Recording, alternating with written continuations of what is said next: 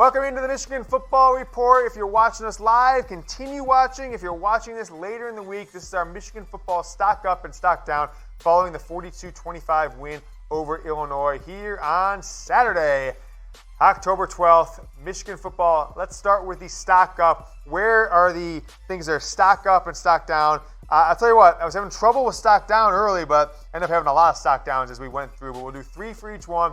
Starting with the early running game. Michigan put the ball in the hands of the running backs early and often throughout the game, and the results were very good. All right, between True Wilson, Hassan Haskins, and Zach Charbonnet, 26 carries. These are first half stats. 108 yards in the first half for Zach Charbonnet.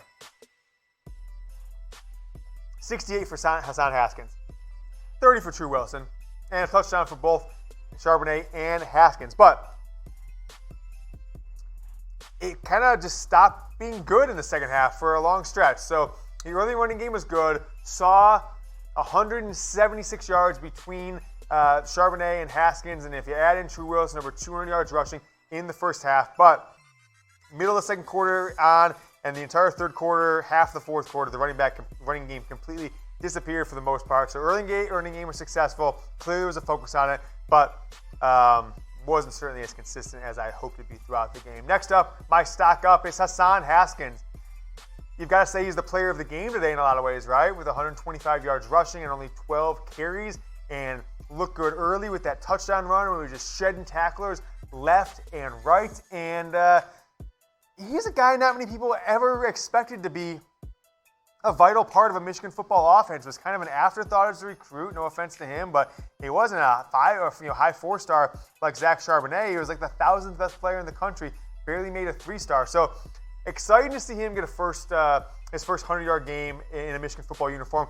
Excited to see 2 running backs get 100-yard games in the day. He gets in the end zone, but we'll see what happens against the bigger teams. If he does a 100-yard game again against Penn State or Notre Dame, I think you'll definitely be talking about him as potentially your starting running back going forward. All right, stock up for the early running game, stock up for Hassan Haskins, and then stock up for Ronnie Bell, who you just knew it, right? I tweeted out in the second quarter after a 71-yard catch, I said, 2 yards away from breaking the 3-year streak of not having a 100-yard wide receiver for Michigan in a game. And, of course, Ronnie Bell does not get a look the rest of the day. 3 catches for 98 yards, a long of 71. It's kind of the thing with him. He had that long catch against Wisconsin.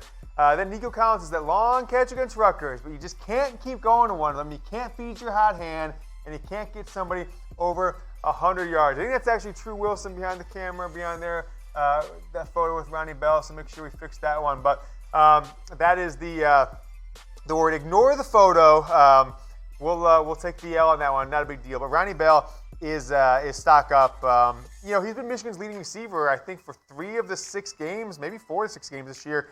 Had a tough game against Middle Tennessee State with some drops early on, but he has certainly been Shea Patterson's go-to guy and the one making pretty much all the big plays. And it's not deep catches. It's catching the ball 10, 15 yards across the middle on a cross route, and he's breaking tackles. He's going deep with the ball. So Ronnie Bell is stock up. Let's take a look at Michigan football stock down. The passing game. I mean, I know we've got Ronnie Bell as stock up, but 71 yards in one play, that's almost half the yards the team threw for on the day, folks. I mean, Shea Patterson was not what we needed him to be today. 11 of 22, 194 yards, 71 coming on one play, and then you went the whole third quarter with almost no passing yards. You basically had to force the ball in the air late in the game because you were looking at potentially losing to Illinois after being up 28-0 in the second quarter. And I know Shea Patterson had 3 touchdowns, but 50% passing, uninspired passing routes, and an offense that disappears again. I can't say it enough, but they seem to disappear again and again and again after they get any momentum going. So Shea Patterson, 11 of 22 for 194 yards and 3 touchdowns. Make sure to subscribe, guys, youtube.com/MichiganTV. We have got highlights, grades, film studies, news, mailbags, rumors, and all kinds of things. We just get to 5,000 subscribers. Thanks to you guys. Let's get to 6,000 before too long. You don't want me to ask for Let's do that one later in the show, a little Alicia. Let's spread them out a little bit. Let's keep going through the stock up, stock down, maybe after the next one. But subscribe now. Got producer Alicia behind the set.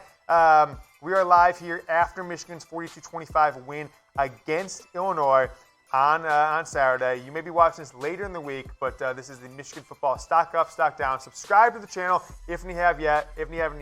YouTube.com/Michigan TV. Next stock down. Next stock down is the ability to finish, right? So I think I messed up on that stat. So it's 25 straight points. Let's just remove the after half thing because they did score that 7 points. That was in the first half, right? So that's my bad on that stat. I threw that one out there. But Michigan was up 28-0, and then the score was 28-25, right? So this team just did not come out of the second half ready to play. I don't know if Jim Harbaugh is a motivator, right? I don't know if Jim Harbaugh gets his guys ready to play or gets his guys ready to come out in the second half ready to play on the road. At home, it seems like they do. But maybe that's not the home crowd. Maybe that's not the home motivation. Maybe that's not the coaching staff. Maybe it's just the home crowd and the vibe of being at Michigan Stadium and wearing the blue uniforms with the maize pants and not those ugly white uniforms. But this team has no ability to finish, and they proved it again today.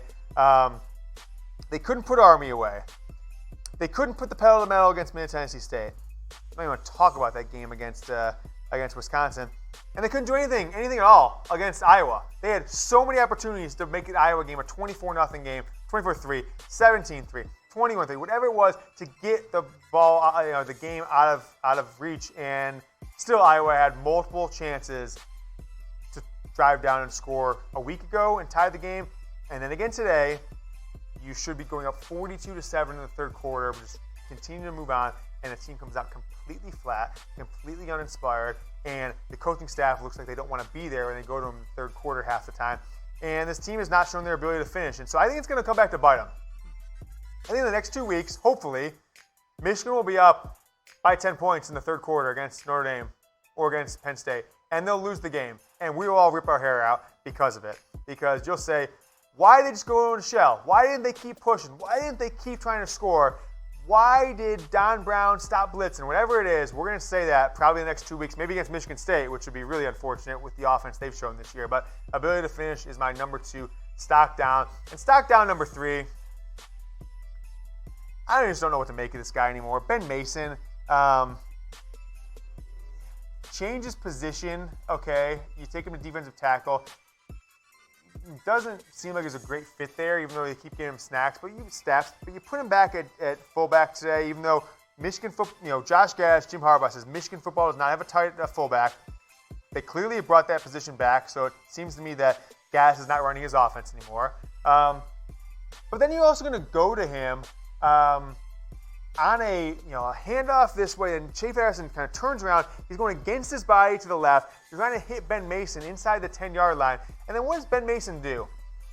The bad pass. There's a defensive back standing there, getting blocked by one of your teammates. And Ben Mason, after he saw the ball hit the ground, just decides to take a stupid cheap shot at a defenseless defensive back. And I thought it was just the cheapest play I've seen out of a Michigan football player this year.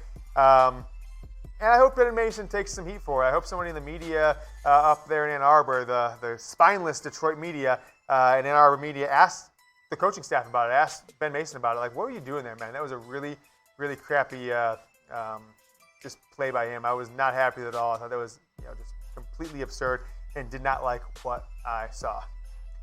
We are presented by BetDSI. Promo code GoBlue at chatsports.com/bet will get you 120% deposit bonus to bet on college football. I'm telling you, folks, bet on Iowa tonight. I think they're going to win. You might be watching this later in the week and you say, Yoder, Iowa lost 28-0, but we're filming this Saturday right after the game live.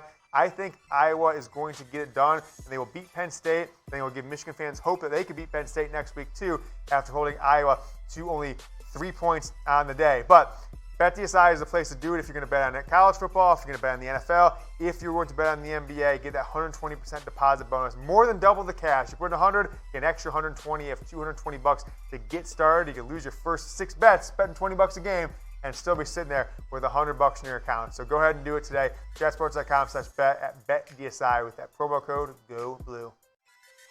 Hey there, Michigan football fans. Thanks so much for watching the Michigan Football Report. If you haven't done so yet, go ahead and subscribe to Chat Sports, college football, NFL, NBA. New videos every single day. The #1 sports network on YouTube. Ready for another Michigan football video? I got you hooked up right here.